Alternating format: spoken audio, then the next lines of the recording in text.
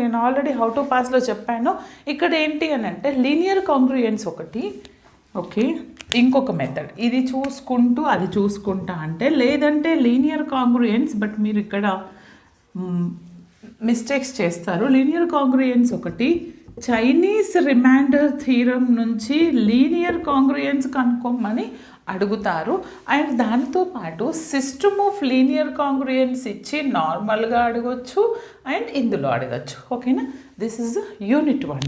Okay, ఇంకా క్లియర్గా అంటే హౌ టు పాస్లో ఉంది.